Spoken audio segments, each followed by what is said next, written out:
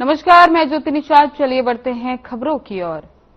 तो आपको बता दें कि जबलपुर में प्रदेश के सबसे बड़े और लंबे फ्लाईओवर का निर्माण किया गया है, जिसमें मुख्यमंत्री डॉक्टर मोहन यादव और मंत्री नितिन गडकरी ने इसका लोकार्पण किया। आपको बता दें कि ये बहुत बड़ा फ्लाईओवर बनाया गया है, जब उप मुख्यमंत्री राजेंद्र शुक्ला समेत कई जनप्रतिनिधि इस दौरान मौजूद रहे। आगे बढ़ते हैं। अगली खबर, अनूपपुर में आदि कर्मयोगी अभियान के तहत चल रहे 3 दिवसीय प्रशिक्षण कार्यक्रम का समापन हो गया है। बता दें कि जिला प्रशासन और जनजातीय कार्य विभाग ने आयोजन किया था, जिसका समापन होटल सूर्या में हुआ। अपर कलेक्टर दिलीप कुमार पांडे ने कहा कि अभियान जनजातीय समुदाय के सामाजिक आर्थिक सशक्तिकरण और समग्र विकास की दिशा में एक अहम पहल है। उन्होंने अधिकारियों और कर्मचारियों से पूर्ण समर्पण के साथ इस अभियान को जनहितकारी बनाने का आह्वान किया। इसके साथ ही उन्होंने कहा कि अभियान के तहत जिले के 371 जनजातीय ग्रामों को चयनित किया गया है, जिन्हें केंद्र और राज्य सरकार की कल्याणकारी योजनाओं से जोड़ा जाएगा। वहीं कार्यक्रम के दौरान ब्लॉक स्तरीय 30 मास्टर ट्रेनरों को प्रमाण पत्र प्रदान किए और सभी को शपथ भी दिलाई गई।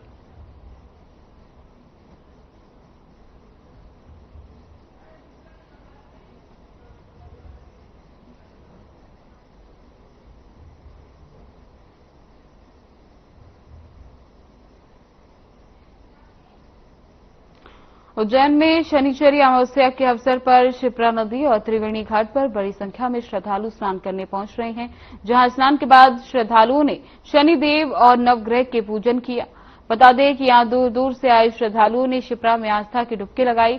तो वहीं इस अवसर पर प्रशासन ने स्नान के लिए घाटों पर फव्वारों की व्यवस्था भी की। तो वहीं इस पावन अवसर पर रामघाट स्थित श्री शिप्रेश्वर स्थित शनि मंदिर में भगवान शनिदेव का विशेष श्रृंगार किया गया। मंदिर में सुबह से ही दर्शन करने वाले श्रद्धालुओं का तांता लगा हुआ है, जहां रोज हजारों की संख्या में मंदिर पर दर्शन करने के लिए श्रद्धालु आते हैं। इसीलिए इस मंदिर की खास मान्यता है।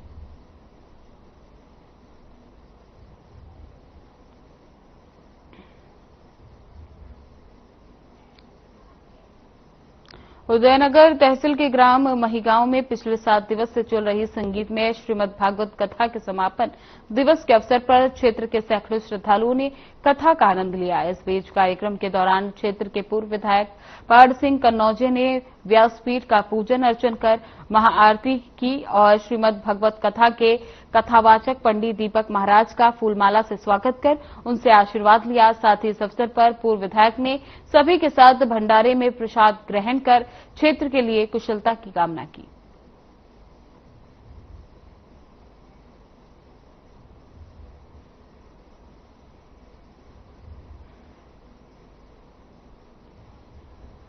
बता दें कि पूजापुरा में भव्य भागवत गीता के समापन दिवस पर लोगों ने बढ़ चढ़कर हिस्सा लिया। इस दौरान सैकड़ों श्रद्धालुओं ने कथा का आनंद लिया। इस दौरान पूर्व विधायक ने कथा में शामिल होकर कथावाचक का फूलमालाओं से स्वागत किया, साथ ही कथा का आनंद लिया। इसके बाद पूजा अर्चना की गई और आरती की गई और आखिर में सभी ने प्रसाद ग्रहण किया। साथ ही पूर्व विधायक ने भी प्रसाद ग्रहण किया और गांववासियों के स्वास्थ्य की मंगल कामना की।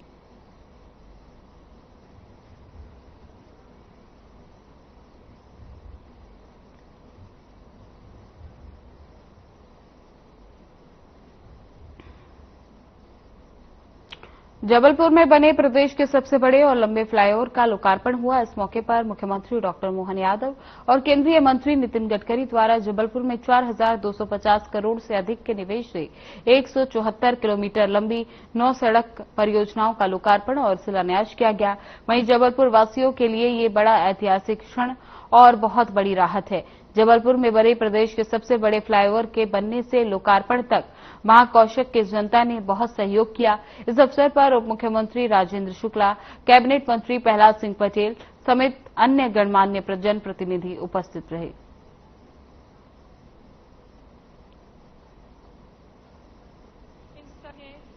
जी ने किया था, इस बात के लिए मैं उनका आभार व्यक्त करता हूं। दूसरी बात मैं कहता हूं कि जब ललितपुर से लखनादौन तक, जहां पर मेरा लोकसभा क्षेत्र आता था, वहां पर एक्सीडेंट पॉइंट थे, तो मैंने 6 जगह के नाम उनको लिख कर दिए।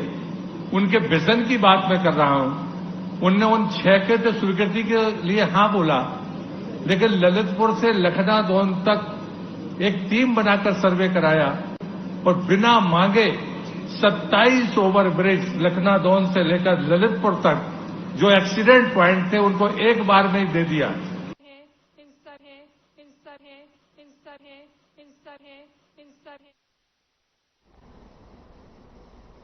उदयपुर विधानसभा के बरेली ब्लॉक से 250 से ज्यादा कांग्रेस कार्यकर्ताओं ने बीजेपी का दामन थाम लिया है। बीजेपी प्रदेश कार्यालय में प्रदेश अध्यक्ष हेमंत खंडेलवाल और प्रदेश सरकार ने राज्य मंत्री नरेंद्र शिवाजी पटेल ने सभी को पार्टी की सदस्यता दिलाई।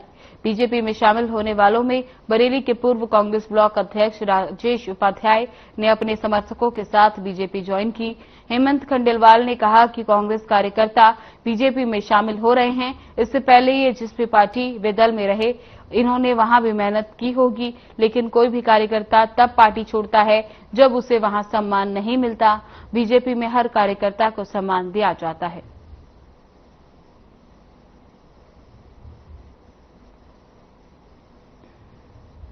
और निश्चित तौर पे जिस दल में आप रहे होंगे, आपने दिल की गहराइयों से उस दल का काम भी किया हो। लेकिन कई बार कई दल कार्यकर्ता का मूल्यांकन नहीं करते और ऐसे लोगों को पदाधिकारी बनाते हैं, ऐसे लोगों का चयन करते हैं जो व्हाट्सएप और फेसबुक और ट्विटर पे तो रहते हैं, लेकिन जिनका फील्ड में कोई भी उपयोग नहीं रहता, उनका कोई भी सम्मान नहीं रहता। आज कांग्रेस पार्टी इसी दिशा में जा रही है, वे नीचे के जमीनी कार्यकर्ता को भूलते जा रहे हैं और इसीलिए लगातार भारतीय जनता पार्टी का परिवार बढ़ता जा रहा है। आप सबका स्वागत है, वंदन है। हम सब प्रयास करेंगे कि भारतीय जनता पार्टी एक परिवार की तरह है, जहां पे कोई बड़ा छोटा नहीं होता। जरूर कहूंगा, मैं पूरी ईमानदारी और तन्मयता से मैंने आपके साथ आपकी भारतीय जनता पार्टी में बिल्कुल ईमानदारी और निष्ठा से काम करूंगा और जो मेरे सभी साथी और भाई साहब आदरणीय हमारे मंत्री जी हैं, उनकी मैं और मंत्री जी जैसा आदेश कहेंगे बिल्कुल मैं वैसा रहूंगा। और ज्यादा तो मैं आप ज्यादा कुछ कह नहीं सकता, सिर्फ इतना कहूंगा आखिर में कि हौसले के तर्कस में कोशिश का वो तीर जिंदा रखो, हार जाओ चाहे जिंदगी। आज हमारे राजेश उपाध्याय जी जो उदयपुरा के बरेली जो सबसे बड़ा मंडल है, ब्लॉक है कांग्रेस में, उसके अध्यक्ष थे। 280 कार्यकर्ताओं के साथ भारतीय जनता पार्टी की सदस्यता ली। उनके साथ सभी प्रमुख कार्यकर्ता आए, लेकिन मेन जो सुरेश दामले जी और धंदोरिया जी जो एडिशनल एसपी भी रहे हैं, हमारे राकेश शर्मा जी जो जिलाध्यक्ष जी हैं और हमारे मंत्री आदरणीय नरेंद्र शिवाजी पटेल, इनके नेतृत्व में ये सब कार्यकर्ता शामिल हुए हैं।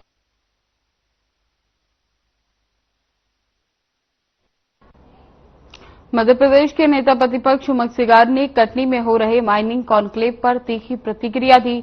उन्होंने कहा, स्पष्ट नहीं है ये कॉन्क्लेव किसके लिए हो रहा है, स्थानीय बेरोजगारों को काम देने के लिए या प्रदेश के उद्यमियों के लिए या विदेशी कंपनियों को लीज देने के लिए।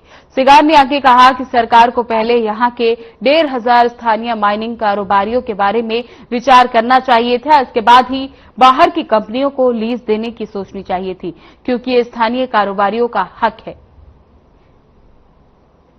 सरकार कटनी के अंदर माइनिंग कॉन्क्लेव कर रही है। आज खूब प्रचार प्रसार किया जा रहा, लेकिन ये प्रचार प्रसार करने के बाद भारतीय जनता पार्टी क्या स्थानीय लोगों को रोजगार देना चाहती है? मध्य प्रदेश के उद्योगपतियों के लिए है कि बाहर की कंपनियों के लिए? सरकार इसके अंदर छुप बैठी। मैं समझता हूं कि सबसे पहले 1,500 जो यहां के उद्योगपति है उनके बारे में विचार करना चाहिए, उसके बाद आपको बाहर की कंपनियों को ये माइनिंग लीज आपको देना चाहिए।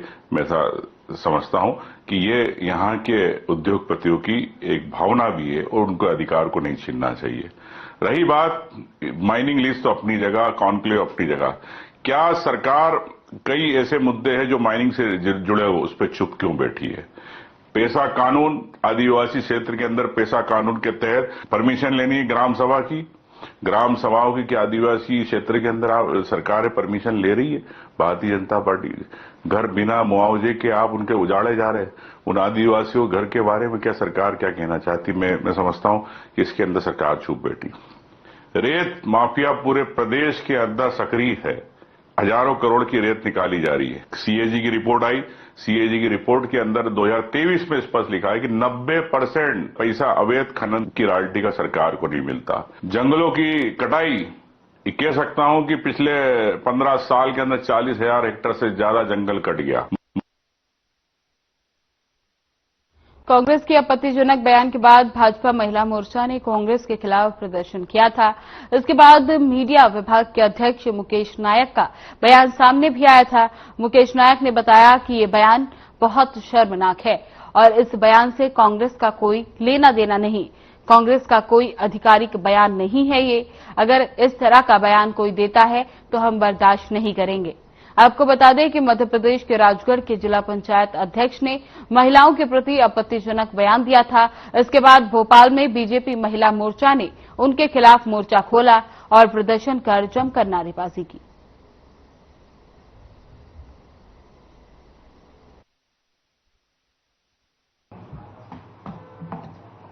सबसे पहली बात तो ये है कि किसी को भी ऐसा बयान नहीं देना चाहिए।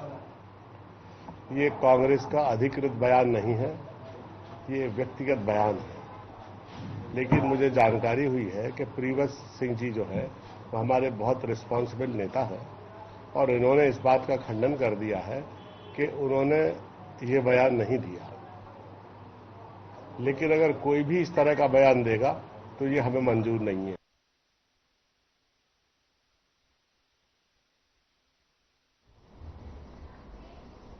कांग्रेस नेता यशवंत सिंह गुर्जर द्वारा महिलाओं को लेकर दिए गए बयान पर सियासत गर्मा गई है, जिस पर पलटवार करते हुए बीजेपी विधायक भगवान दास सबनानी ने कहा कि विपक्ष में बैठकर कांग्रेस की बौखलाहट ये दिखा रही है कि जो ना महिलाओं का सम्मान करते हैं ना ही कर्मचारियों का, ये बौखलाहट लंबे समय से विपक्ष में रहने के कारण हुई है। इस तरीके की भाषा ये दिखाती है कि कांग्रेस किस तरीके से कंगाल हो चुकी है, उसके पास शब्द नहीं है।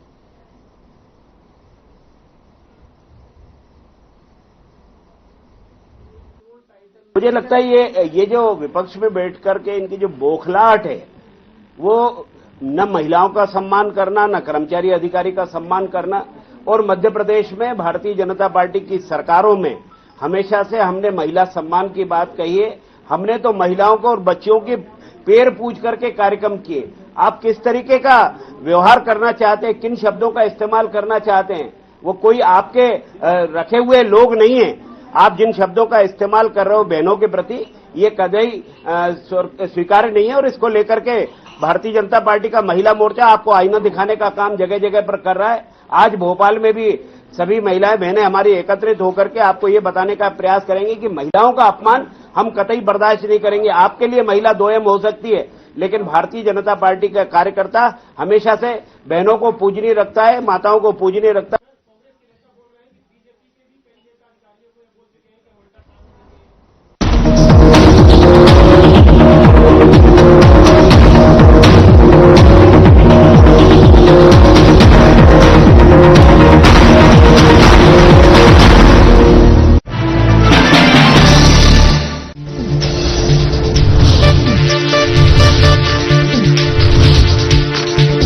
साधना इंस्टीट्यूट के छात्र हर साल नए नए जगहों पर, नए नए संस्थानों पर काम करने के लिए जाते हैं, उन्हें प्लेसमेंट मिलता है और साथ ही साथ वो संस्थानों का और साधना इंस्टीट्यूट का नाम भी रोशन करते हैं। तो अगर आप इलेक्ट्रॉनिक मीडिया, मास कम्युनिकेशन में अपना करियर बनाना चाहते हैं तो साधना इंस्टीट्यूट आपके लिए एक सबसे बढ़िया विकल्प है। क्या रंग खिला, क्या रूप सजा, मैंने ही नहीं दुनिया ने कहा।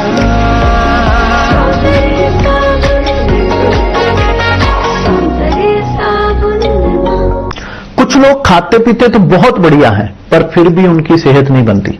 पिचके हुए गाल हैं, हड्डियां निकली हुई हैं, पैंटें ढीली हैं, कपड़े जचते नहीं, कोई पर्सनैलिटी नहीं। ऐसे लगता है इधर से खाए जा रहे हैं, उधर से निकले जा रहा है। क्योंकि उनका पाचन तंत्र खराब है। और जब तक के पाचन तंत्र दुरुस्त नहीं होगा, वो जितना मर्जी अच्छे से अच्छा खा ले, उनकी सेहत नहीं बन सकती। इसलिए हमारी संस्था सन्यासी आयुर्वेदा ने एक ऐसी दवा का निर्माण किया है जो कि आपके लिवर को, आपके पाचन तंत्र को दुरुस्त करने का काम करती है, ताकि आप जो भी खाएं उसका पूरे का पूरा निचोड़ आपके शरीर को लगे, आपकी भूख बढ़े, खाया पिया सही से लगे, नया खून बने, हड्डियों में जान आए, वजन बढ़े और आप मोटे तगड़े खूबसूरत पर्सनैलिटी के मालिक बन जाएं। सिर्फ 699 रुपए की पूरे 1 महीने की दवा होती है और आप इसे घर बैठे 01145454545 पर फोन करके दवा मंगवा सकते हैं।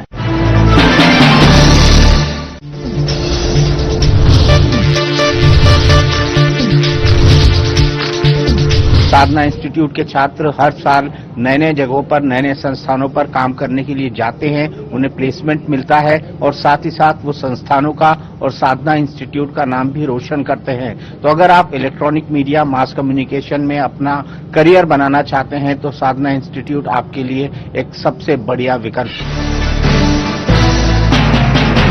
क्या रंग खिला, क्या रूप सजा, मैंने ही नहीं दुनिया ने कहा।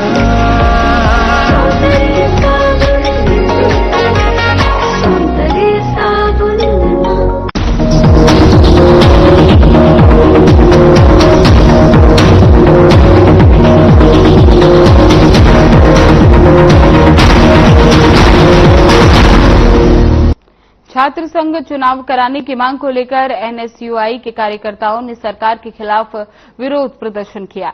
एनएसयूआई के प्रदेश सचिव अमन पाठान ने कहा कि मुख्यमंत्री समेत केंद्रीय कृषि शिवराज सिंह चौहान भी छात्र राजनीति से नहीं आते और फिर भी छात्र संघ चुनाव को रोक कर रखा है। अमन पठान ने कहा कि हमने अपने खून से सरकार के लिए पत्र लिखा है और छात्र संघ चुनाव कराने की मांग की है। साथ ही अमन पठान ने कहा कि सरकार ने अगर छात्र संघ चुनाव कराने की अनुमति नहीं दी तो आगे हम और बड़ा प्रदर्शन करेंगे।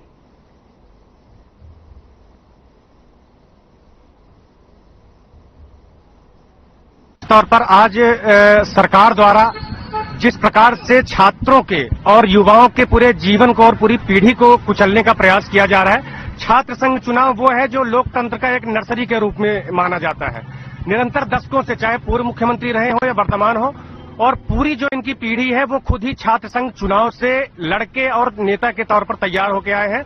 और उनके आने के बाद इन्होंने पूरे छात्र संघ चुनाव को खत्म कर दिया, क्योंकि कहीं न कहीं इनको डर है कि अगर छात्र नेता तैयार होंगे तो इनकी जो सरकार की नकारापन है, इनके द्वारा जो गलत कृत्य और कार्य किए जा रहे हैं सरकार के, उन पर वो पढ़ा लिखा युवा, पढ़ा लिखा छात्र सवाल उठाएगा।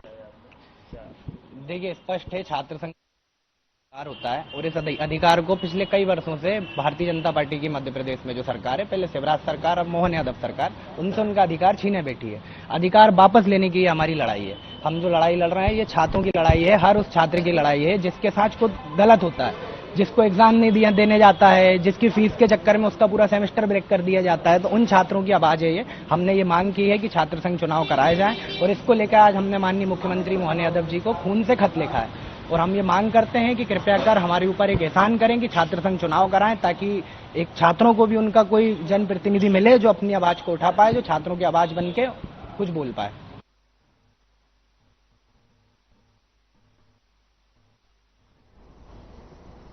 एक पेड़ मां के नाम अभियान के तहत सारंगपुर के शासकीय मेडिकल विद्यालय परिसर में सारंगपुर विधायक व राज्य मंत्री डॉक्टर गौतम टेटवाल के मुख्य अतिथि में वृहद पौधारोपण कार्यक्रम आयोजित किया गया। साथ ही संस्था प्राचार्य बबीता मिश्रा व उनके स्टाफ ने पौधे के संरक्षण का संकल्प लिया। वहीं भाजपा मंडल अध्यक्ष महेश पुष्पत की अध्यक्षता में 42 पौधे का रोपण किया गया। कार्यक्रम में एसडीएम रोहित ब्रह्मरे, एसडीओपी अरविंद सिंह, थाना प्रभारी आकांक्षा हांडा, सीएमओ ज्योति सुनहरे ने भी अपनी सहभागिता दी।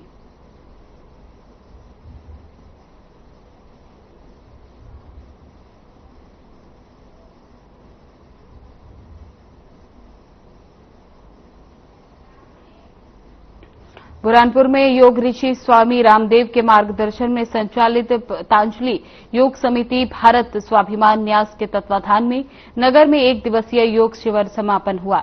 शिविर में मुख्य रूप से योग ऋषि स्वामी रामदेव के परम शिष्य और पतंजलि योग पीठ हरिद्वार के केंद्रीय प्रभारी स्वामी परमार्थ देव महाराज द्वारा साधकों को योग, प्राणायाम, कपालभाति, अनुलोम विलोम आदि का अभ्यास कराया गया। स्वामी प्रात्मादेव महाराज ने बताया कि वर्तमान समय में खेतों में रासायनिक खाद, कीटनाशक दवाइयों का आर्थिक उपयोग होने से फल, सब्जियां और अनाज जहरीले हो गए हैं, जिससे लोगों को कई तरह की गंभीर बीमारियां हो रही हैं। इनसे छुटकारा पाने के लिए अपने घरों में आंगन और छतों पर सब्जियों को जैविक पद्धति से पैदा करके उसे इस्तेमाल में लाना चाहिए।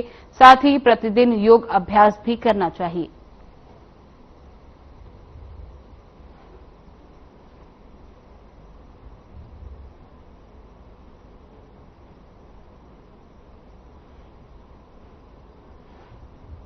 बेहर से मलाजखंड जाने वाले मार्ग पर बड़े बड़े विशालकाय गड्ढे होने से राहगीर परेशान हो रहे हैं, साथ ही दुर्घटना का शिकार भी हो रहे हैं। लोक निर्माण विभाग के पास सड़क मरम्मत के लिए दैनिक लेबरों की लंबी चौड़ी फौज होने के बावजूद भी सड़क की मरम्मत नहीं हो पा रही।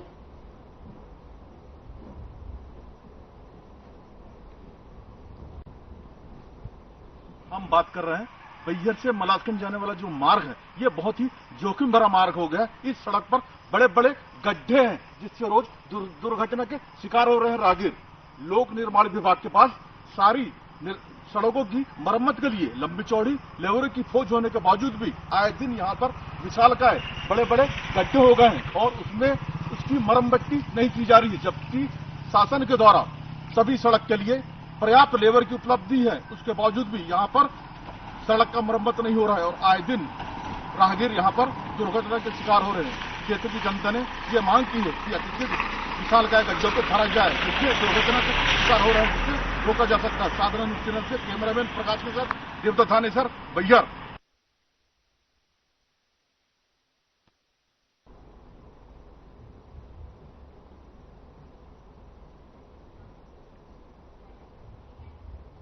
सेंधवा अनुभाग की वरला थाना पुलिस ने मुखबिर की सूचना पर अवैध शराब का परिवहन करने पिकअप वाहन को पकड़ा है।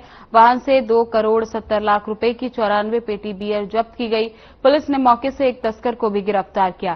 थाना प्रभारी सौरभ बाथम के अनुसार शुक्रवार शाम को सूचना मिली थी कि महाराष्ट्र के आंबा से अवैध शराब मध्य प्रदेश लाई जा रही है। एसपी जगदीश डाबर और एडिशनल एसपी धीरज बब्बर के निर्देशन पर एसडीओपी अजय बागमारे के मार्गदर्शन में टीम गठित की गई। पुलिस ने राजनाथ गांव निवासी बहादुर पिता गोरखिया को गिरफ्तार किया। आबकारी अधिनियम के तहत मामला दर्ज कर आरोपी से पूछताछ की जा रही है। कार्रवाई में थाना प्रभारी सौरभ बाथम, एसआई कृष्ण मंडोलिया, एएसआई महेंद्र सिंह चौहान और अन्य पुलिसकर्मी शामिल रहे।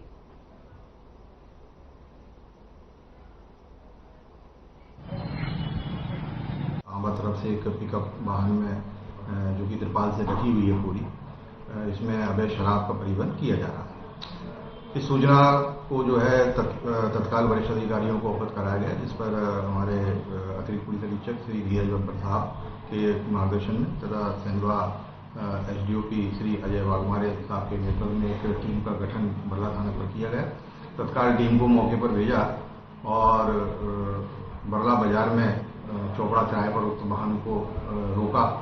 उक्त वाहन को रोकने पर जो है उसके ड्राइवर का नाम पता पूछा। उसने अपना नाम बहादुर पिता गोकरिया निवासी रंजन गांव का बताया, जिसके समक्ष जो है गाड़ी में तिरपाल हटाकर देखा, उसमें जो है सोम कंपनी की पावर 1000 बियर की 94 पेटियां पाई गई। हाँ, अभी थोड़ी देर से होगा ना तुम्हारा कार्यक्रम। हाँ ठीक है, जाओ अभी यहाँ से।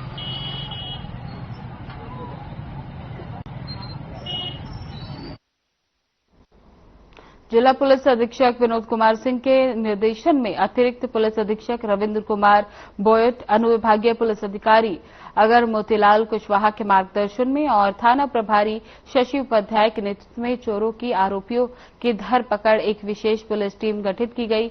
गठित पुलिस टीम ने सीसीटीवी फुटेज की गहनता से अवलोकन किया। तकनीकी साक्ष्यों का सहारा लेकर मुखबिरों की सक्रिय किया गया और सतही जमीनी जांच की गई। तब तकनीकी साक्ष्यों के आधार पर सूचना मिली कि कुछ व्यक्ति चोरी का आभूषण एवं अन्य माल बेचने वाले हैं। मुखबिर की सूचना पर पुलिस ने टीम अर्जुन नगर कॉलोनी में दाबिश दी और संदिग्ध को पकड़ लिया। कड़ाई से पूछताछ करने पर उन्होंने चोरी करना स्वीकार किया, जिनसे विभिन्न अपराधों का खुलासा भी हुआ।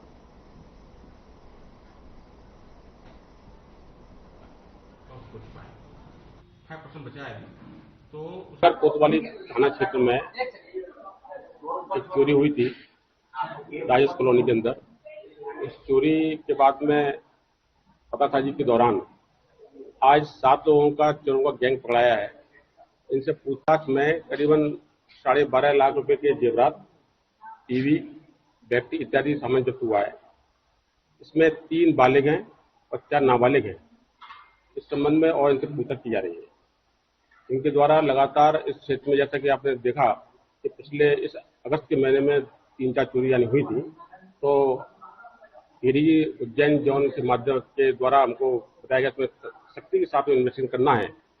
तो उसमें आगर पुलिस के एएसआई मंडावर, परवेश खान, सुनील पटेल, कोतवाली टीआई, इन सभी के द्वारा पूरी मुस्तैदी के साथ में काम करके इस प्रकार से लोग पकड़ा गया।